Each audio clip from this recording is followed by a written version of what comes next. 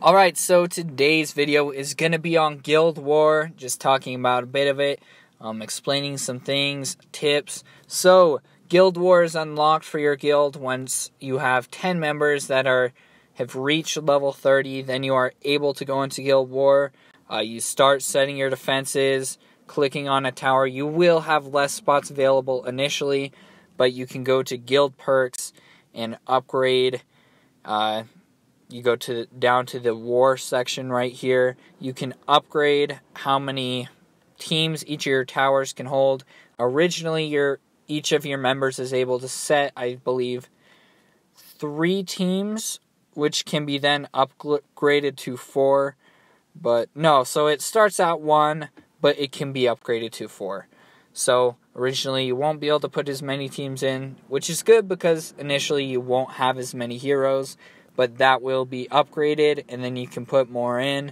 So the objective of the war is to destroy the enemy. The enemy will be right on this right side. It's literally a mirror image of your setup, except the amount of defending teams they may have will vary. So you have a Guild War trophy ranking that you get by winning wars, fighting wars throughout. Each war typically lasts around, 1 to 3 days, depending on how well your guild does. Whether you win or lose will earn you or lose you these crowns at the top. This helps kind of decide who you're matched up against. How many crowns you win or lose will depend on who you're fighting. So, onto the queue. So you can queue for war, which you have a certain time of day that you have to queue by. For me, it's like 10 in the morning, but we have to queue before that in order to get into a war. Actually, I believe the queue deadline's 9 o'clock, and the war begins, the matchups begin at 10, and so you have to be aware of that so you get into the war at the right time. As far as setting defenses, though, you go here, set, I'm a moderator right now, go into prepare, then you click up by your name, set your defenses, pick your defenses. So there's 2 ways to win this war. 1, whoever destroys, whichever team destroys the enemy keep first, instantly wins. The second is the war, each war has a 3-day timer on it. So at the end of the 3 days, which is rare, but I have encountered it before, it is possible neither team will have destroyed the last keep of the enemy team, and so the team with the most points will win. Points will accumulate. It will show you for each individual war right below your team's crown ranking. Then the enemy team will be on the right where this Q button is, and their points will be shown. But whichever team has the most points will win at that point. Points are gained by attacking the enemies, so you get 1 point for each enemy line in a tower you destroy. So if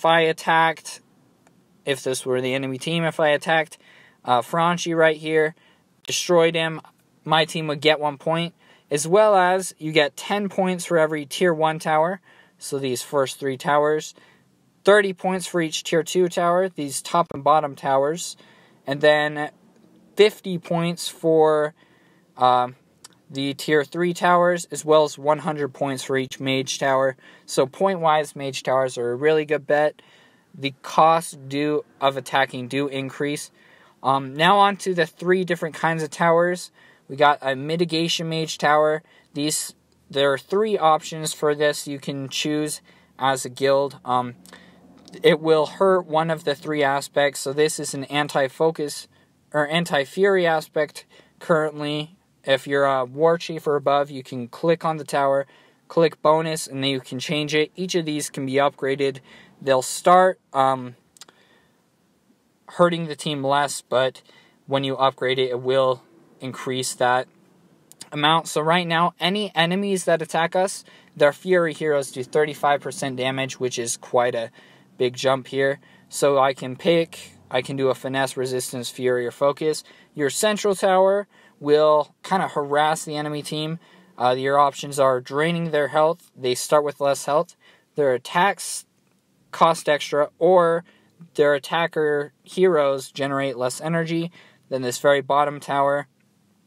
Defending, it helps your heroes. Defending heroes start with more energy.